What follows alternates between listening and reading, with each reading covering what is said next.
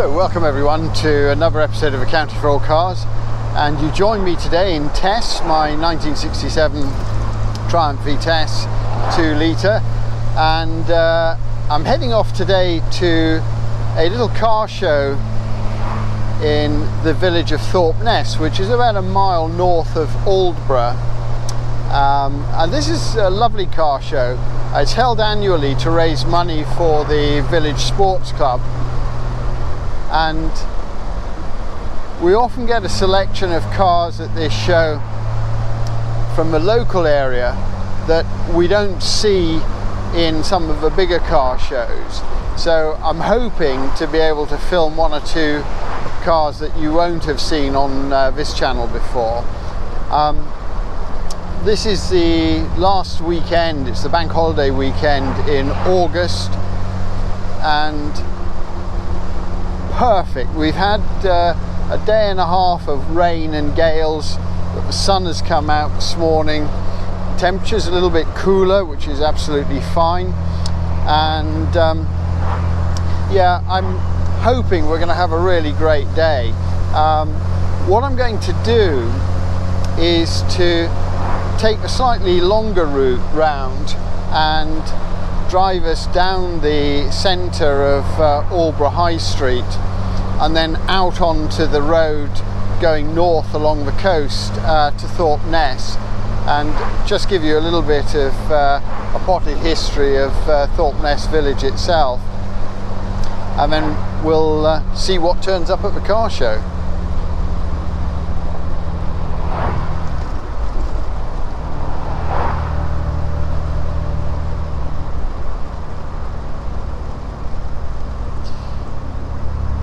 So I'm sort of aware that it's probably been a little while since I last filmed in this car.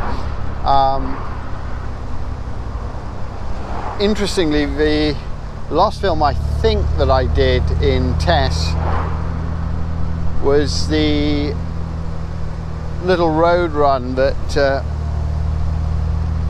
I did with a couple of my subscribers, where we drove from Stonham Barnes to Dunwich, and we did that in the rain.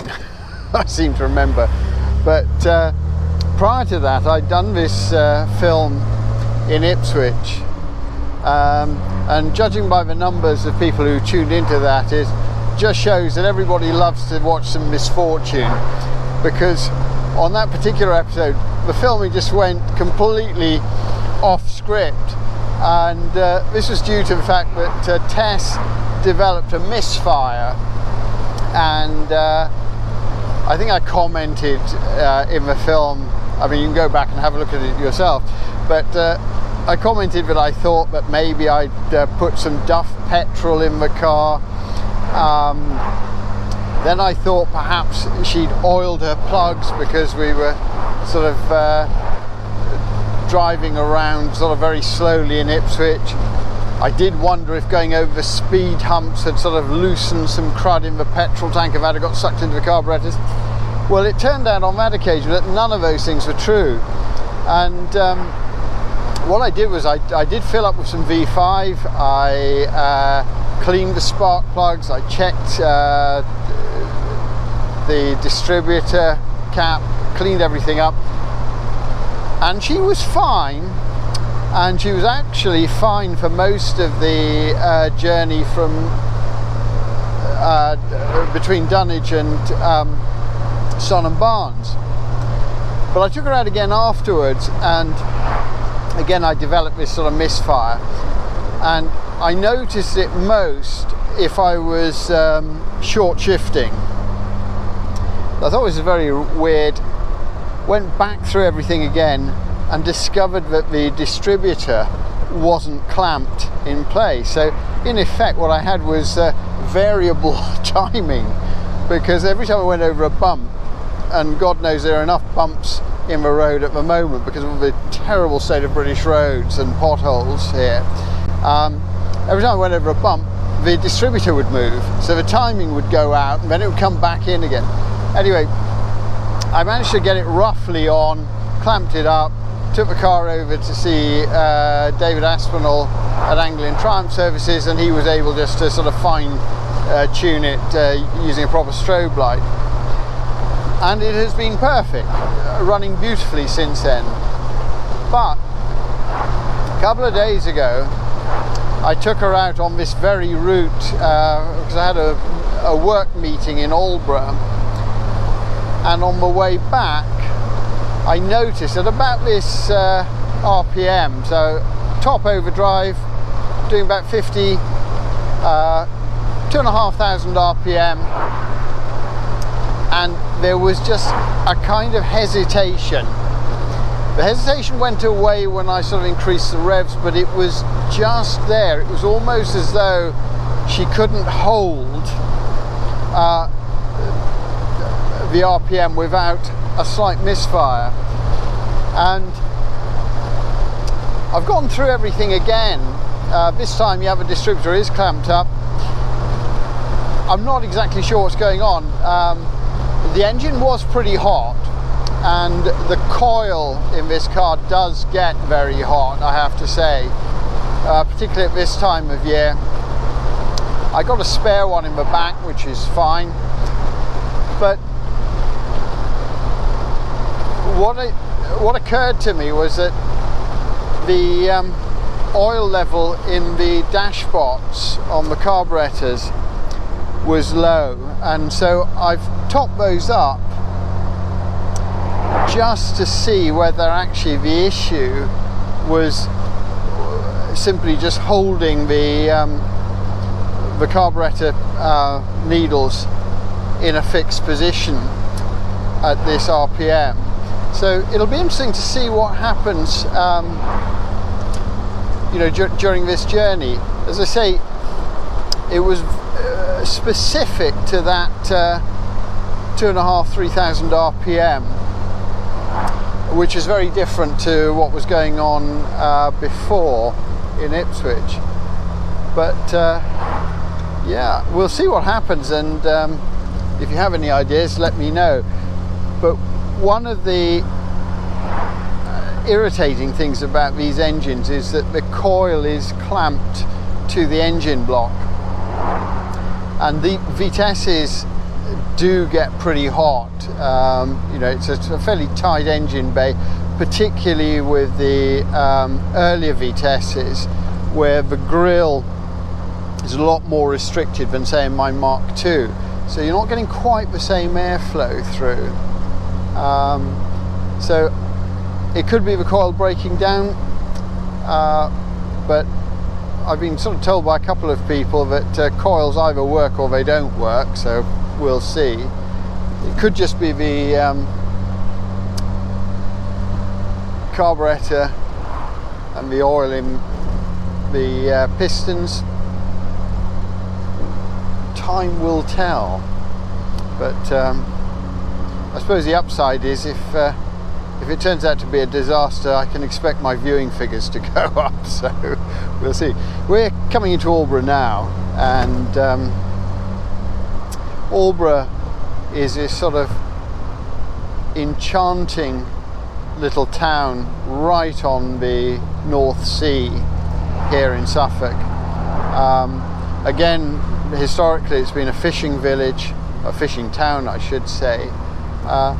Really in the early Victorian and Edwardian era, it became increasingly popular with holiday makers. There was a railway station which was just here, long since gone as a result of Dr. Beeching's cuts to the British Railway network in the 60s. But it's been a popular sort of seaside destination for I suppose about 200 years really. Now it's dominated by second homes. The sort of old Aldeburgh families whose names you can sort of see on the various rolls of honour for the lifeboat, that once populated the high street and the little streets around here, have gradually been pushed further and further back inland until the point where most of their descendants now no longer live in the town because it's too expensive, because people from London have come in and bought up the houses and turned them into sort of luxury holiday homes and B&B. I should say Airbnb properties.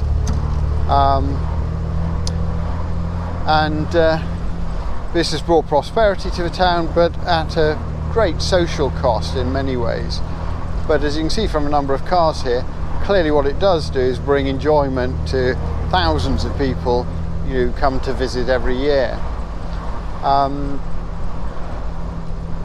I worked in Aldeburgh for about 20 years running a small estate agency, and it's a lovely place to work, very friendly people, and there are some beautiful houses here. Not the sort of timber frame traditional architecture that you associate with Suffolk, because as I say, these houses tend to come from the 19th century. Most of them, as I say, being related to the fishing industry. We're just coming to the high street now, and everyone's up early, either going for kippers or coffee, and later on it'll be ice creams. I guess this is sort of one of the last weekends for kids on school holidays, and as you can see, the queue for coffee and bagels has already started.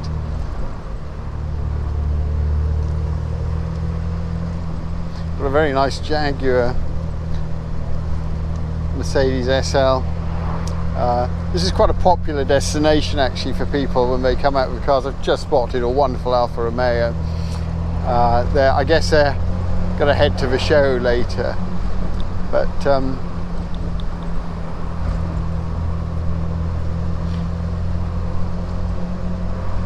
if you get the chance, come and spend an hour or two here. It has a most wonderful bookshop, traditional bookshop, and also some of the best fish and chips in Suffolk, if not East Anglia. But there are plenty of places to come and stay. We're coming past the White Lion Hotel. There's the Wentworth Hotel here. These are sort of almost throwbacks to an earlier age, a sort of gilded age, and more recently the sort of 1960s and 70s era of fine dining, and there's still fine dining to be had if that's your thing. Ahead of us is the beach,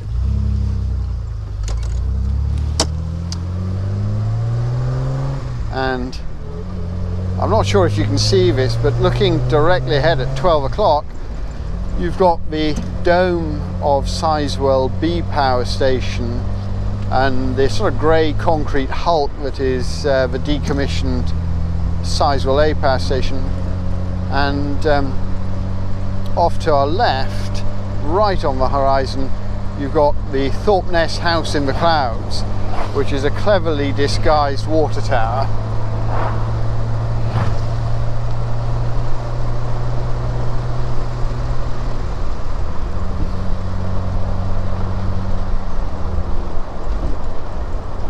.40-mile-an-hour speed limit here, but we're in overdrive top, doing about 35 miles an hour, and the tachometer overreads by about 500 RPM, so we're doing just under 2000 RPM, and the engine is beautifully smooth.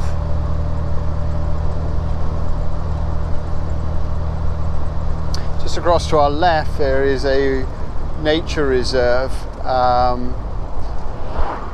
which in the winter is populated by wild horses, or wild ponies I should say, that graze and sort of kind of manage the wetland. but wildfowl, and today I noticed we've got cattle grazing.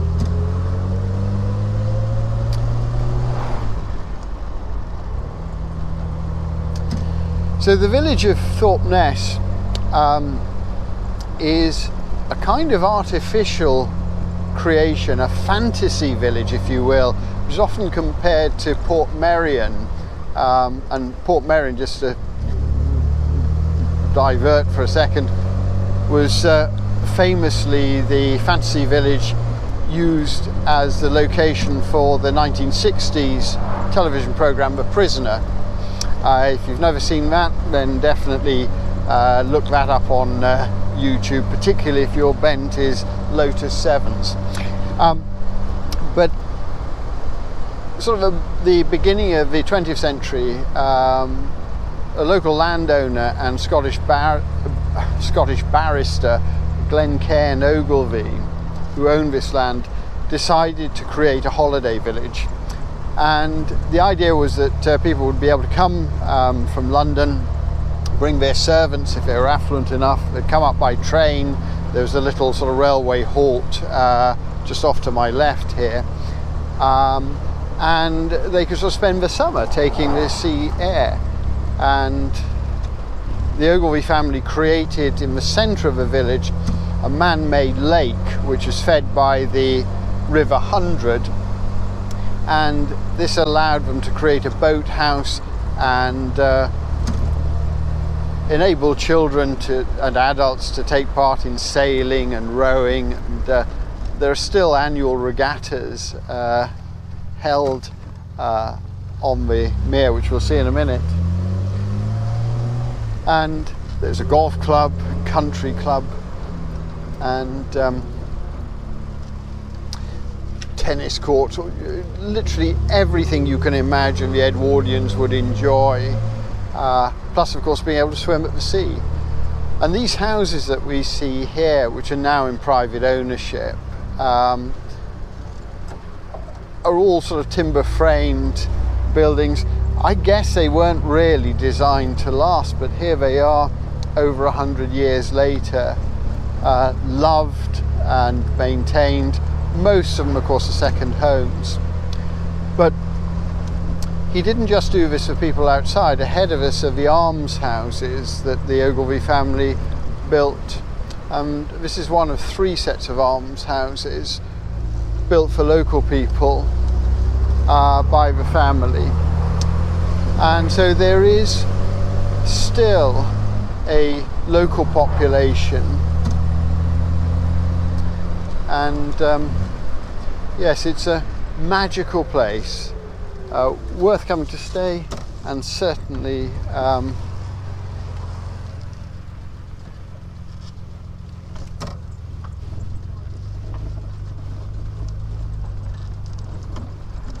do you need some money, gents? Morning. No. Oh, right, okay. No. Will you? No money involved. Oh, right. Yeah, the classics are over there, look. Okay, so if I follow the blue one. Left. Okay, I'll do that. Thank you.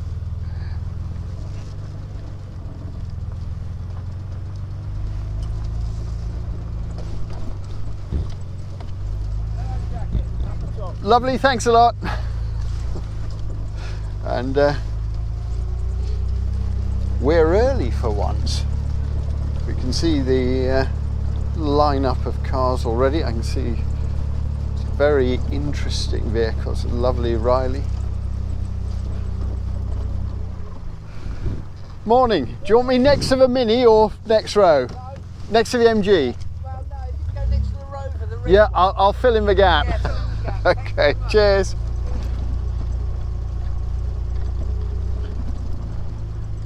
Have a look at this P6 that we're coming in next to. Isn't that beautiful?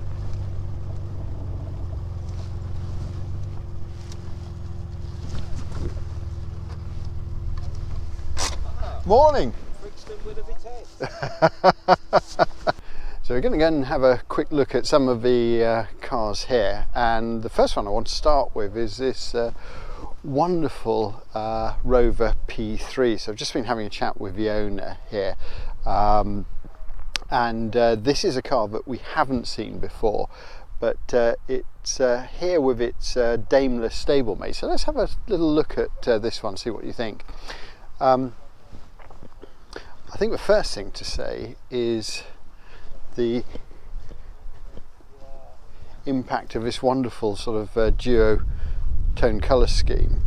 And so the little information board explains that this P375 is nicknamed Chester, and she's from 1948. Sorry, I should say from 1949. So according to the board, they were only made from February 48 to 49, and I guess a lot of these would have been built for export, but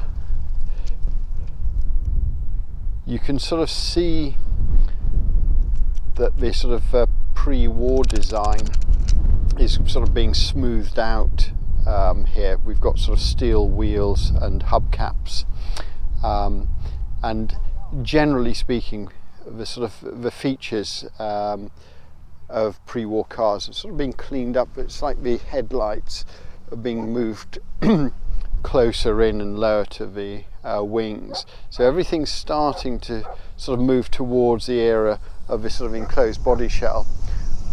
We'll just have a quick look at the interior, which has been beautifully reupholstered.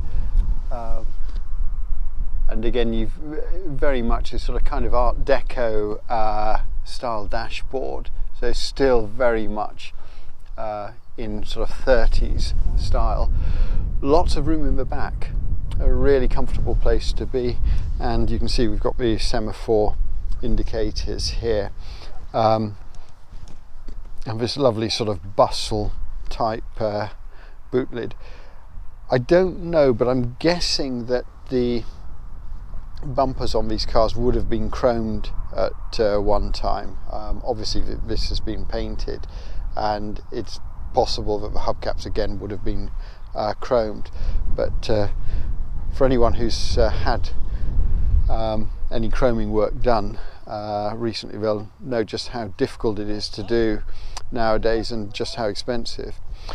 So her stablemate, which is based on the Mark II Jaguar, has the beautiful Edward Turner V8 2.5 litre engine and automatic transmission. But I really like the colour of this car. It's one we've seen at other shows before, but it's beautifully clean.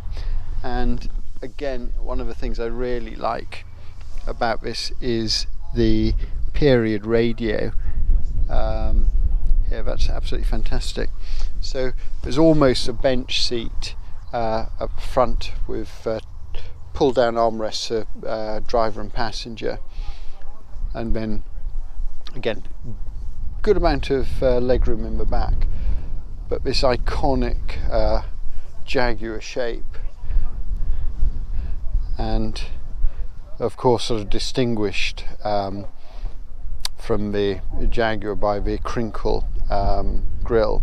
So this Daimler's called Willow, and again, to show you the effort that the owner has gone to for these little information boards here. So this is Willow's information board, and again we'll have a look at the one here in Chester. But so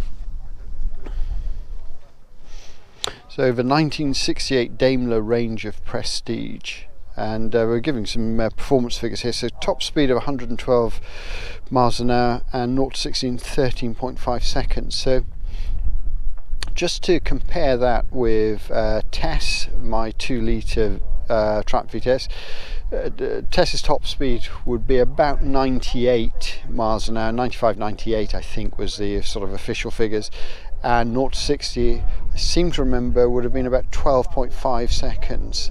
So this is a heavy car, but absolutely no slouch at all. Here's an icon from the 1980s next to us, and this wonderful Audi coupe. So This, I think, was sort of very much the Quattro look-alike, and I seem to remember these are something like 1.82 litre engines, 5 cylinders. Iconic design, I think, by Giugiaro. I'm sure someone will sort of correct me on that, but fantastic design, and the interior on this car is absolutely immaculate. It's quite simply beautiful, and increasingly rare sight. Actually, don't see these at many car shows.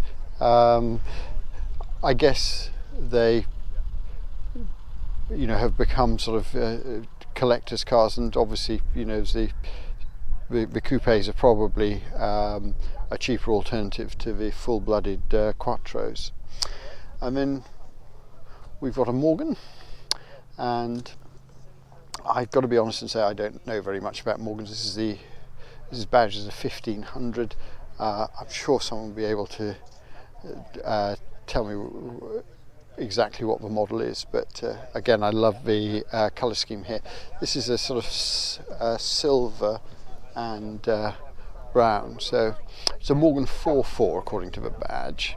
So 4-cylinder, 4 wheels, perhaps. That's the way that it works. So next to it we've got the Mark II RS 2000 Escort with the droop snoot and fishnet headrests. Gorgeous shade here. T registration, so we're about 1978, 79 I'm guessing. So not long before the Mark III front wheel drive iterations of the Escort came in. But this is very, very smart with the Recaro seats, and exactly as I remember them in period as a kid. Yeah. Mark I Carmen Volkswagen Golf Cabriolet. Again, this is wearing sort of what appear to be Porsche wheels. This, I think, this would have been about 1990. Probably the very last of the sort of Mark I body shells. I think by this time the Mark II Golfs were coming in. But look at the interior of this one. This is absolutely gorgeous. I mean, that looks sort of as though it's a couple of years old. Ergonomically, really well laid out car. And next to that, we've got, again, some 1980 1.1 litre Ford Fiesta Mark I. Again, the sort of first of the front-wheel drive Ford Super Minis. This is lovely. Very, very clean car. Great shade of yellow, and just very sharp design. And for me, this sort of represents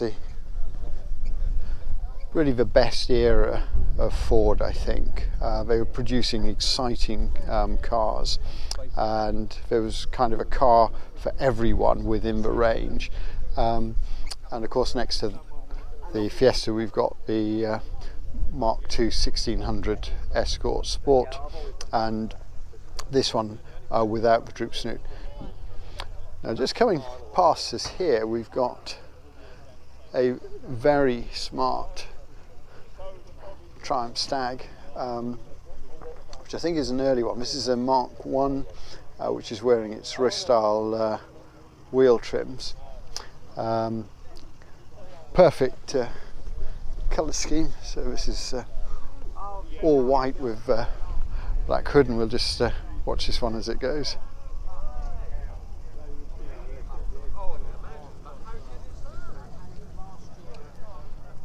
That's lovely. Very quiet, smooth, 3 litre V8. Very whispered. one that you might recognise. So, as I said earlier, I've brought Tess with me today, because it's been a little while actually since she's been with me to a car show, and this morning was spent washing and polishing her, trying to get all the dust from harvest off the paintwork, and for some reason, even with the top up and the car cover on, all the sort of chaff from the fields ends up inside and stuck in the carpets, but she's not looking too bad today.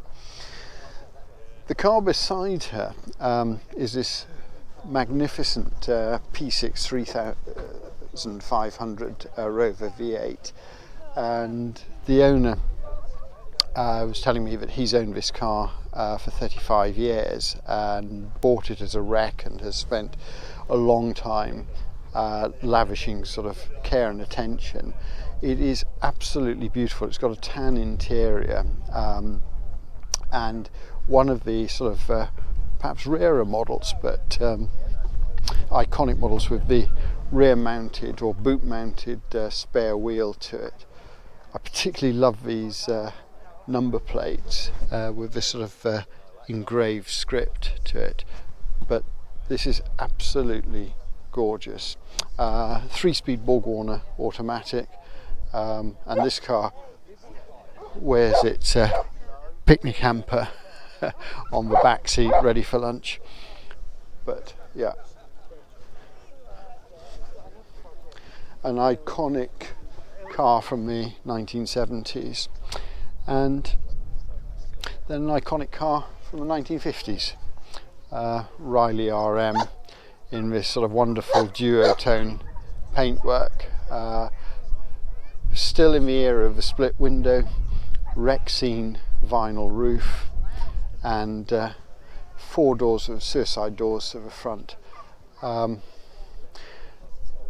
This was kind of a sort of almost the last throw of a dice for Riley as a mark, and I think it's one of the most missed Coventry marks, certainly in my opinion, but beautifully elegant, and you can see the post-war design just moving away from the 1930s. The running boards are kind of hinted at with these extended sills, but the wings are now closer to the bodywork, and the headlights are now fed into the wings here with these side lights incorporated.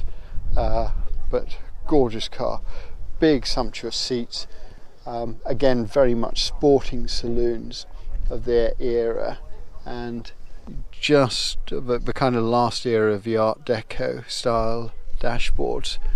But what a beautiful car. And then a leap to the 1980s, which is this fantastic Survivor, all original 1990s, I should say. I don't know where 1980s came from. Rover 216. This one, top of the range spec, leather upholstery. This is the SE, but this one's fitted with the Honda 1.6 litre engine as opposed to the Rover K series engine, which means that you avoid the issues of the head gasket failure which plagued some of the Rover cars of this era. But absolutely beautiful, and I'll just sort of film on the inside here, but you can see you've got this sort of wonderful little Rover detail of the wooden trim in the dashboard. And this car provided by a local dealer in Suffolk, Fairhead and Sawyer, who were sort of the main Austin Rover dealers in Woodbridge. And next to that, again, we've got a Rover 16.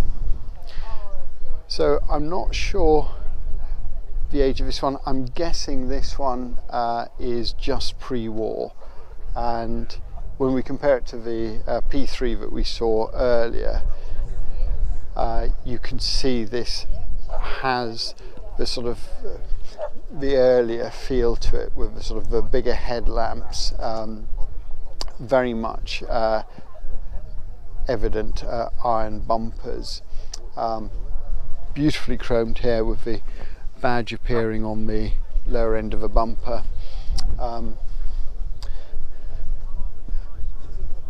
This is absolutely gorgeous.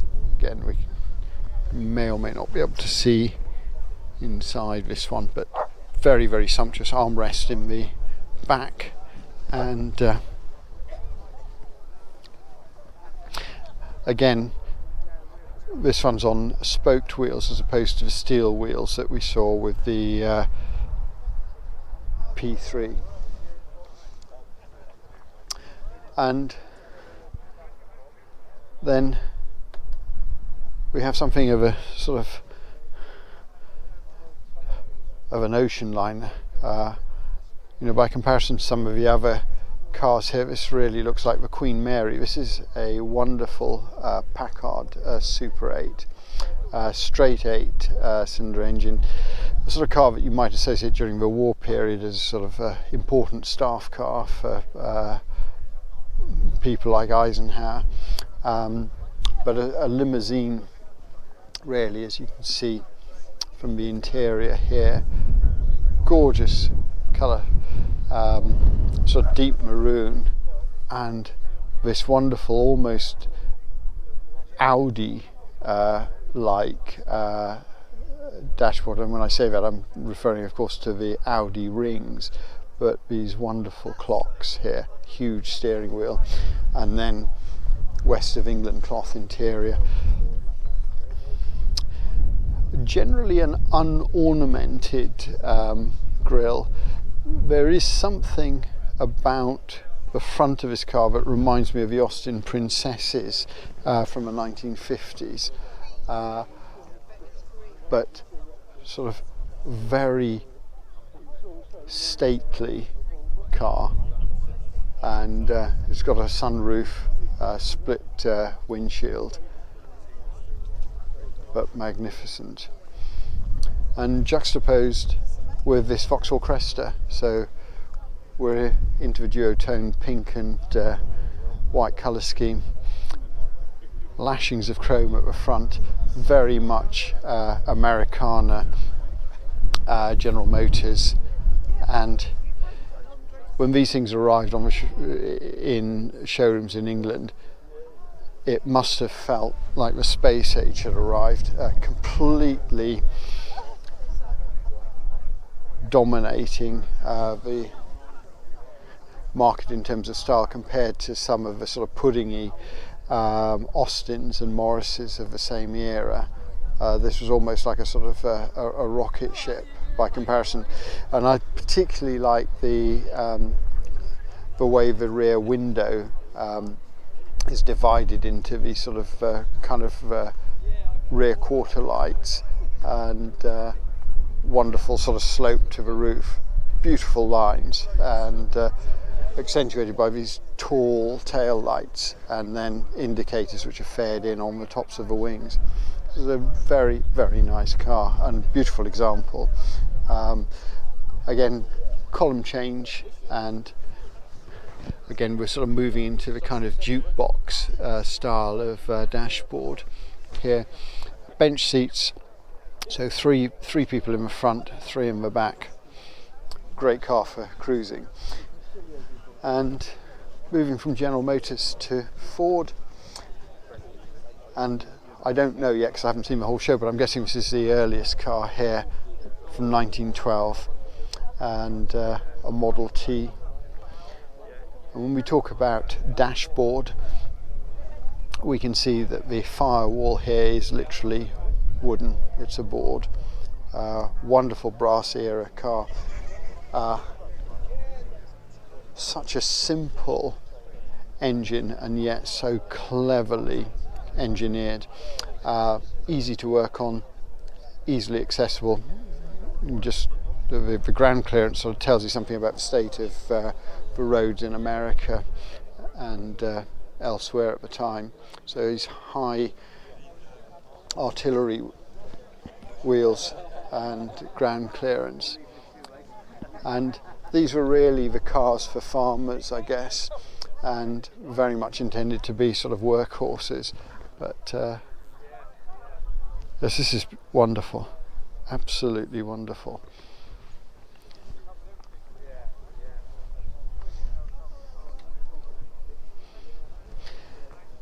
And then next to that we've got the very pretty Sunbeam Alpine, 1725. So I think this is the sort of the Mark V, the last iteration of the Alpine from 1966, and a car I guess that sort of fitted somewhere between the Triumph TR4 and the MGB. A pretty alternative to either of those cars, and rather special. Wonderful instrument panel here.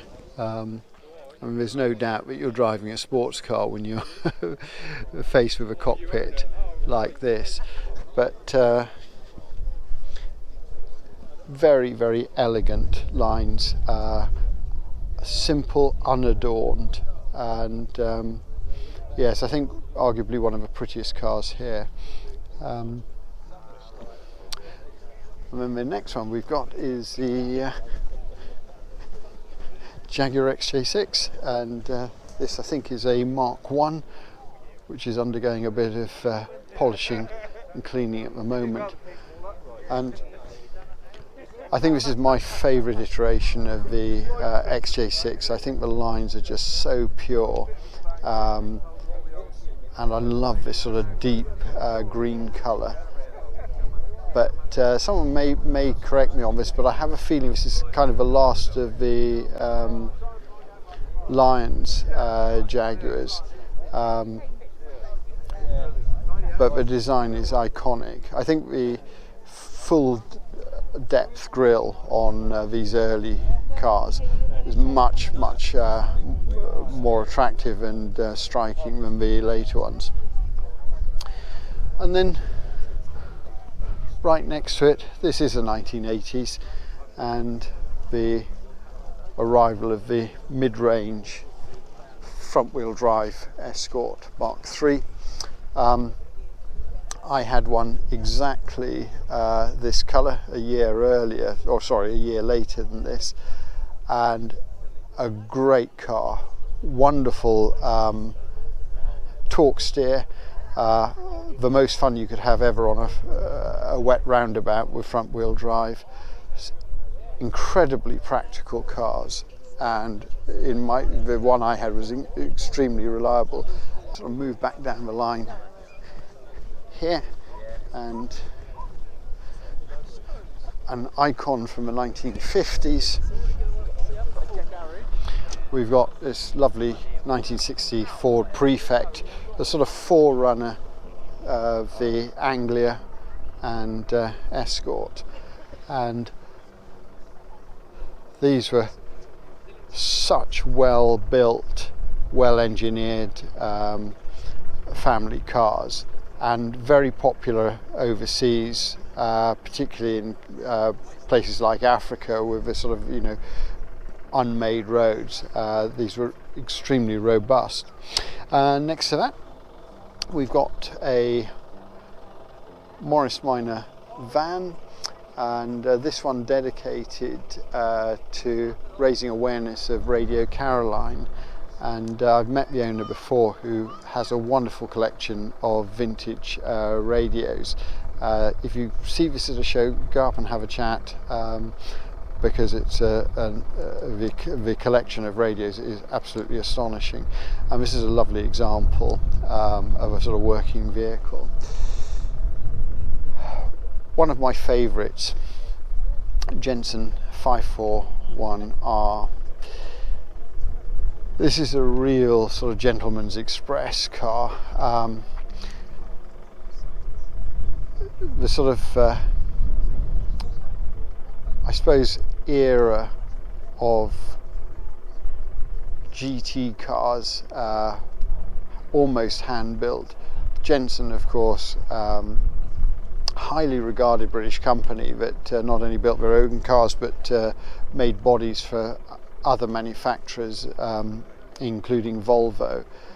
Lovely deep British racing green, and this sort of shroud to the grille which could be opened and closed to control the engine temperatures from inside.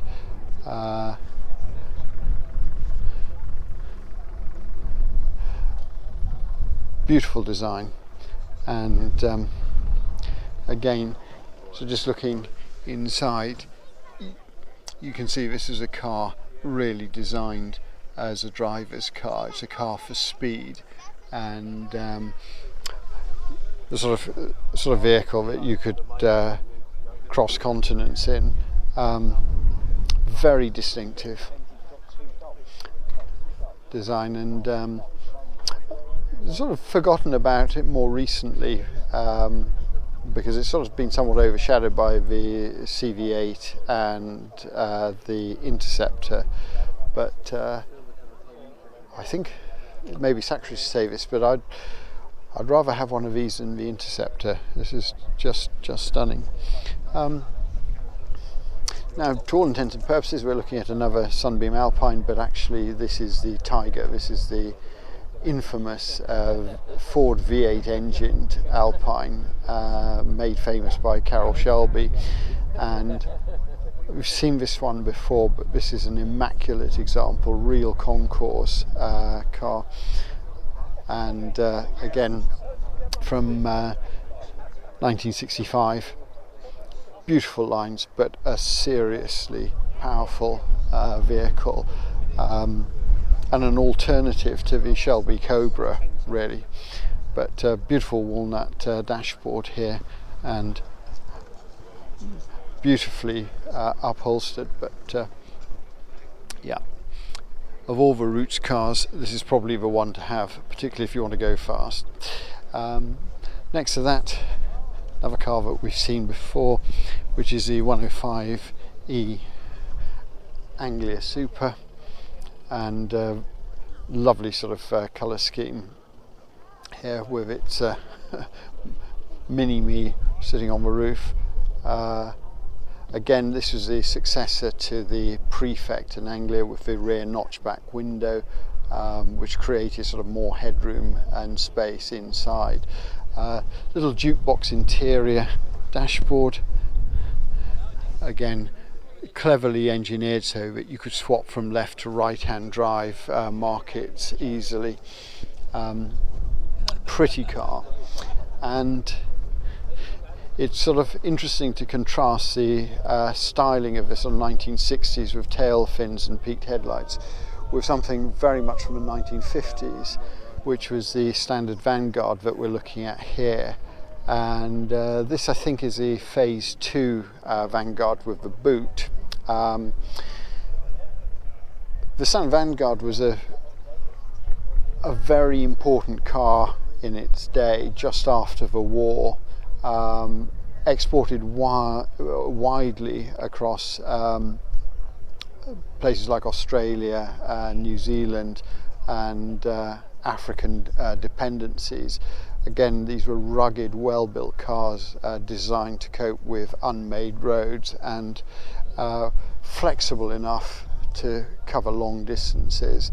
So big 2.2 litre 4-cylinder engines. I think these were the ones with the wet liners, so designed again to be easy to maintain and to rebuild. And of the era, typically bench seat in the front, so again 3 up front, 3 in the back, column change. These were also popular with the forces, so quite a lot of Vanguards ended up with the services like the RAF and British Army. And I noticed that this one has overdrive, so again a really good choice for long distances and cruising on, I suppose, on the bigger A roads just before the era of motorways. And then a Matra Marina, fantastic fiberglass bodied car, 3 seats in a row up front. This is such a rare car. So produced in France by Matra. I'll have a look at the information. So Talbot Matra Marina, and again this comes as a successor from the Simca Bagheera. So a 1600 cc engine producing 92 brake horsepower and top speed of 113 and 11.8 seconds according to the owner's notes. And you know, these are respectable performance figures, particularly from a 1600 cc engine. But again, a lot of this I think is probably down to the weight of the car being fiberglass and also the design. So 1980 or thereabouts, and the sort of the era of the sort of wedge-shaped cars that we see in cars like the TR7 and the X19 Fiats. But the next one we're looking at is another Rover 3500 V8, and this is a Mark 1 P6, and this is absolutely gorgeous, wonderful colour, again with original wheel trims, sumptuous upholstery, such a clean design, and for fans of the P6, they'll know that this car won European Car of the Year. It was reckoned, the P6 was reckoned to be one of the safest cars produced in its era, because it had crumple zones and this sort of internal cage beneath the panels, which are all bolt off. So it owes quite a lot actually to the Citroën DS, and again a sort of a move on the part of Rover away from the sort of stately P5s and P4s that one would associate with sort of great uncles and bank managers, to something for the sort of young executives, and very much a rival to the Triumph 2000s and 2.5 PIs of the same era. Again, another little 105e Anglia from about 1965, very, very pretty car. Next to that, something again from about 1990-91, which is the iconic Volvo 480, and this is a turbocharged version. Beautiful black and silver colour scheme. This is, I met the owner before, this is all original Survivor. These are extraordinarily rare cars, and I'm surprised that so few seem to have survived. For me, they represent a really interesting period in Volvo's history. Next to that, we've got a Lomax from about 1978.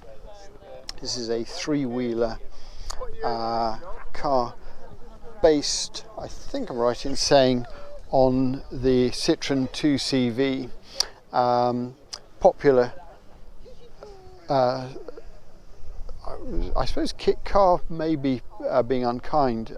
These are actually really well engineered, but they were the sort of answer to the early pre-war three-wheel Morgans, and again using the two-cylinder or flat two-cylinder engine from the 2CV and the 2CV suspension, but great fun.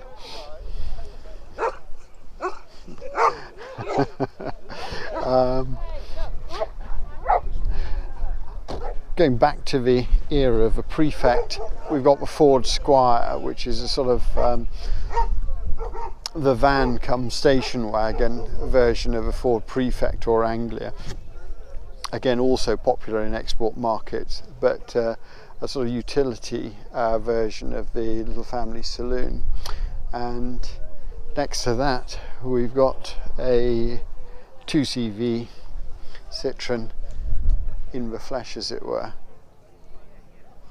And I think these were known as the Charlestons, with this sort of black and burgundy paintwork.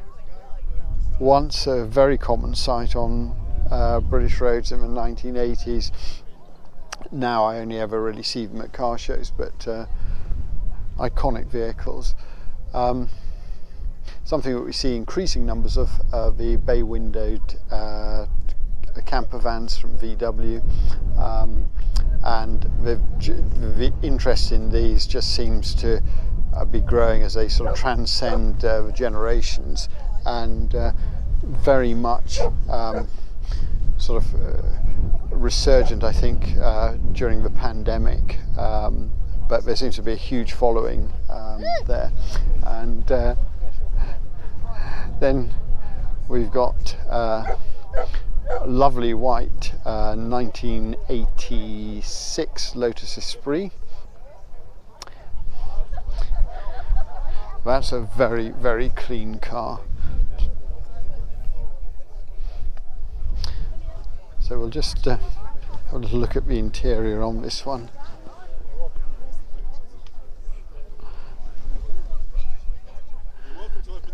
Is that okay? Thank you very much. So sort of wonderful oxblood red leather interior, and you can see this sort of wonderful low driving position here. So again, an example of a sort of Giugiaro wedge shape design, themes that were sort of prolific at this period in the car industry, and then this wonderful sort of low engine bay. Oh, fantastic. Thank you very much. And then MGB, so again it's from about 1974, very nice colour scheme, a sort of an old English white, very clean example here, and you can probably just see where it was and where it is now. So 1974.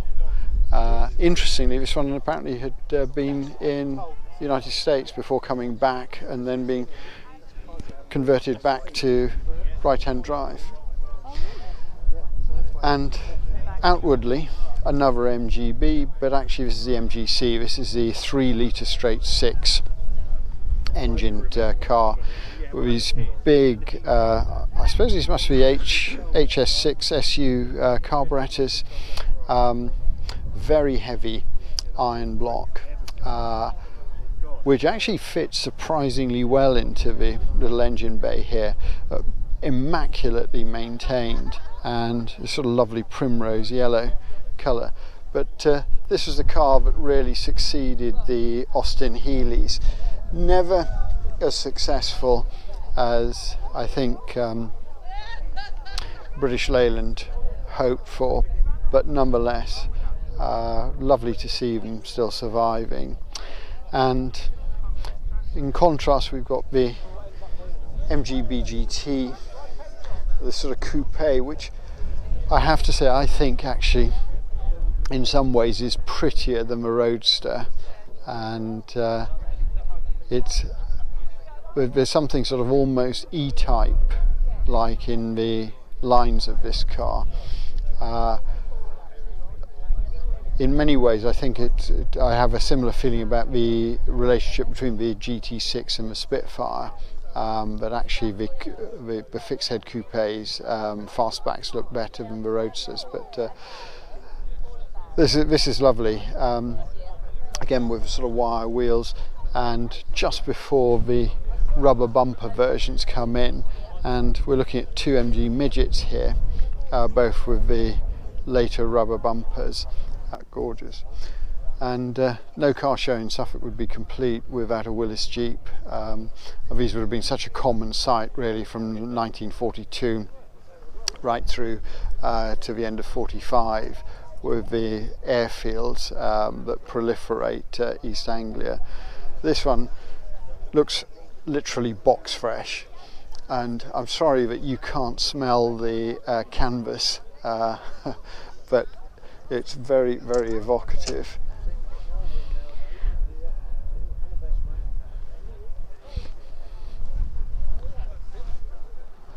A beautiful car, and probably the most fun you could have in any vehicle on this showground. And then we've got another beautiful example of a Riley RM, and this one is absolutely stunning. Wonderful metallic paintwork, and again you get this sort of the sense of the sort of swept wings and vestigial running boards with this car. Yeah, absolutely iconic, and thank you. The kind of the last of the, I suppose, pre-war inspired designs. A pair of Minis. So we've got a Mini Cooper 1300. So this is the Innocenti model, and I'm just looking at the notes here. So this is again 1974. Twin SU carburetors, which I think translates as goes like stink. This one, of course, left-hand drive, whereas our other one looks as though it comes from about 67, 68, and quite right, has the essential Union Jack, and this is the 1000cc 1 litre A series engine on this one, complete with trailer. One that we saw at Friston earlier, which is this magnificent Ford Thunderbird, and I'll just give you a sort of quick look around the back. Again, if you have a look at my earlier video on the Friston car show, you'll see I sort of talk a little bit more about this particular car, but it is absolutely stunning. Rather lovely 1968 Morris Mini Cooper S. That really does look fantastic. Very, very clean example, beautifully restored. Obviously early car because of his sliding windows, but the later Mark II tail lights, and again the Mark II Austin Cooper Mini next to it. And then we've got this lovely Morris 1000, which is wearing a Bangers and Cash sticker to it. So I'm guessing this is sort of very early 1960s model. Lovely sprung steering wheel here, and the twin opening glove boxes in this car. Wonderful colour.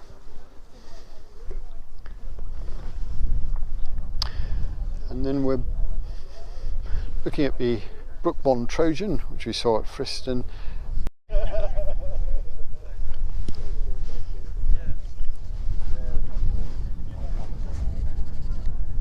Well, even now I'm glad. I miss it. I miss it all. But I miss my time. Nobody's wants them. I now. We're back to the wonderful Giugiaro origami styled Lotus Esprit Turbo. This one understandably wearing a homemade sunscreen of newspapers to protect the oxblood leather interior. But it's fantastic cars, and surprisingly wide too. I think it always sort of comes as a surprise to me when I'm behind one of these cars. Let me know in the comments if I'm right, but the rear tail lights on these look distinctly Rover SD1s. So whether they were simply from the Rover parts bin or just a design coincidence, perhaps you can let me know. Increasingly a rare sight in the roads. Saab 900. This one a Carlson special edition after Eric Carlson, the famous Saab rally driver, and I think I'm right in saying husband to Pat Moss, Sterling's sister. This is a beautiful example, so again from about 1990-91. What I'm not sure is whether these were turbocharged, but I'm guessing the architecture of the engine, yeah it is. So this is the 2 litre 4-cylinder slant 4 turbo, which I think I'm right in saying shares a ancestry from the Triumph 2 litre 16 valve engine found in the Dolomite Sprints, but wonderful car. Next to a Survivor Volkswagen Beetle, again nicely patinated little car.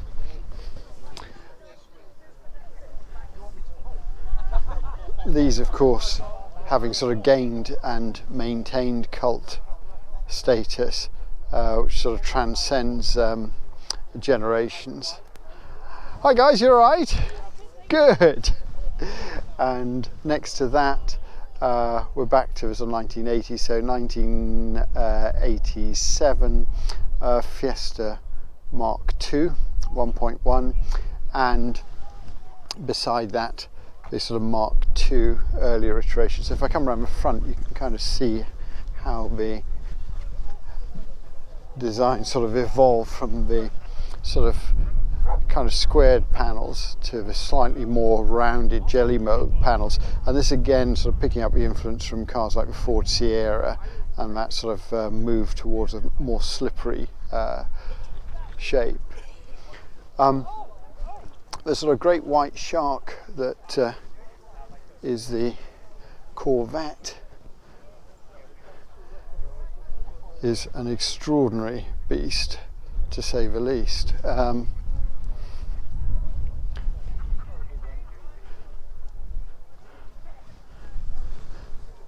That is quite something.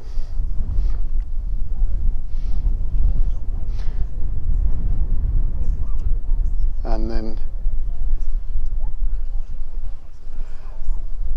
next to that we've got a 5.7 litre Trans Am.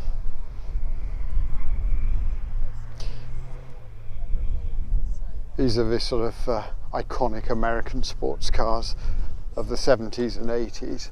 I'll have a little look at this enormous V8.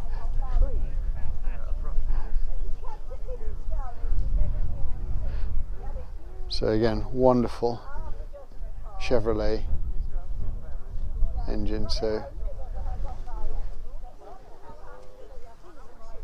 that's an immaculate engine bay actually.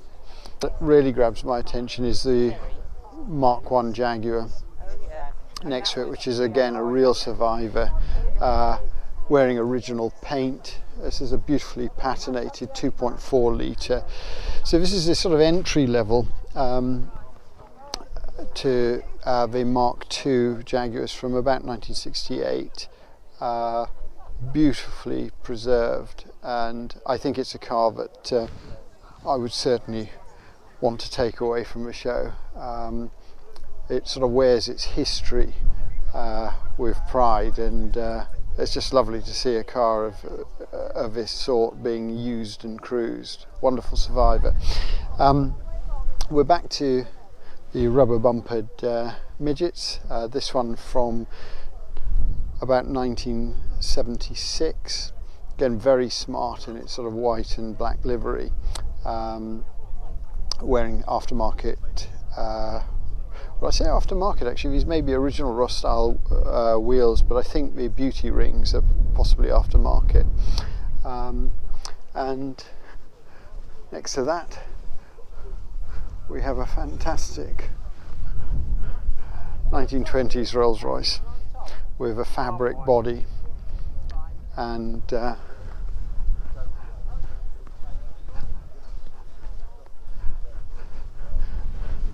this is a doctor's coupe with a sort of rumble seat in the back. Fantastic piece of kit. This is beautiful. This sort of duotone, I suppose sort of royal blue paintwork, and I'm guessing this is from about 1948.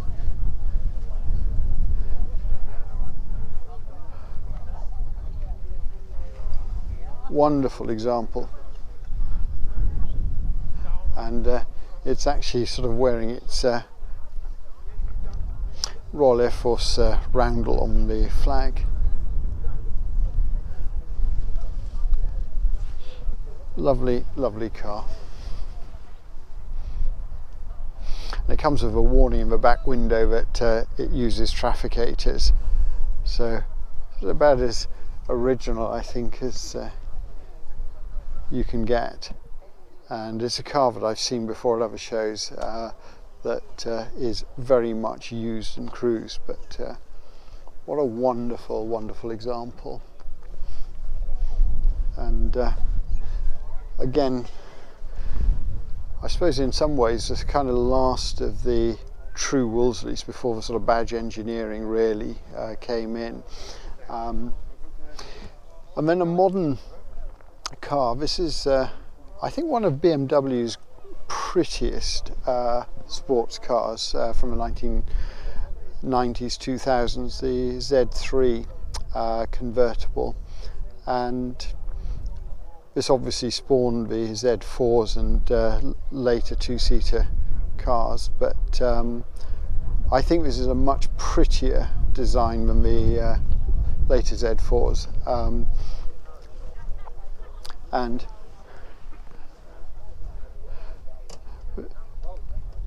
they're becoming sort of fewer on the roads, but very much an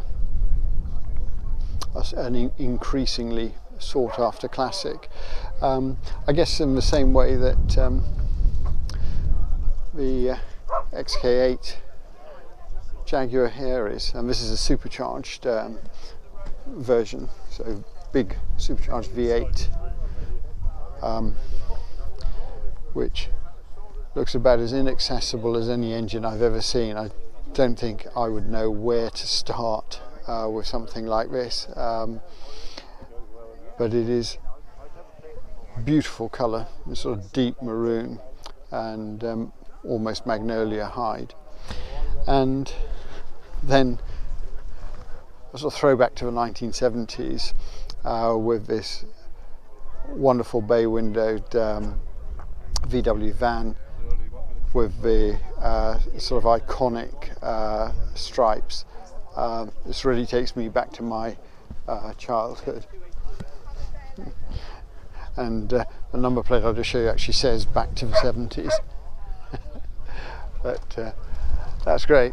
And people of my age will remember these Polaroid cameras from an era before smartphones.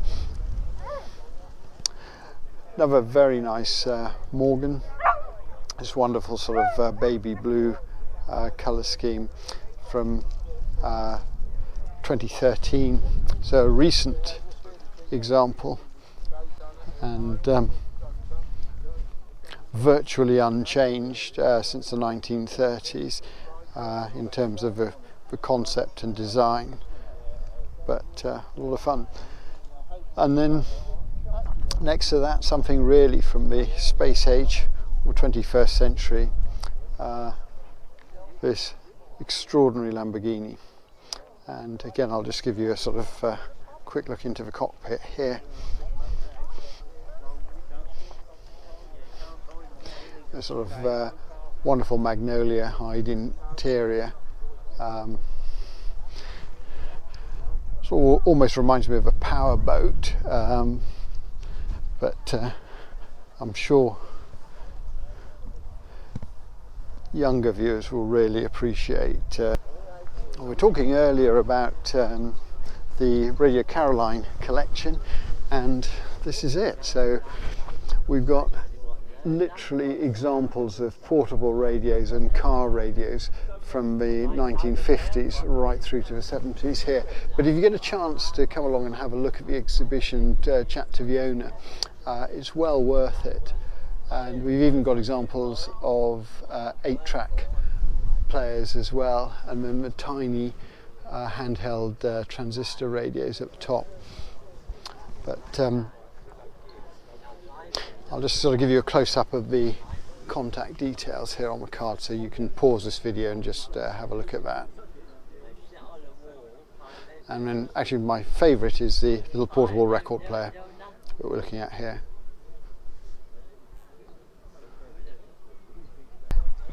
So anyway, I hope you've enjoyed this episode. I've thoroughly enjoyed my time here at Thorpeness today.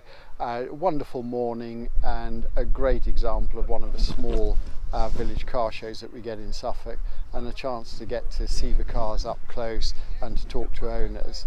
Yeah, great day out, and I hope you get to enjoy the rest of the summer and car shows in your area. But until then, take care, and I look forward to seeing you in my next video.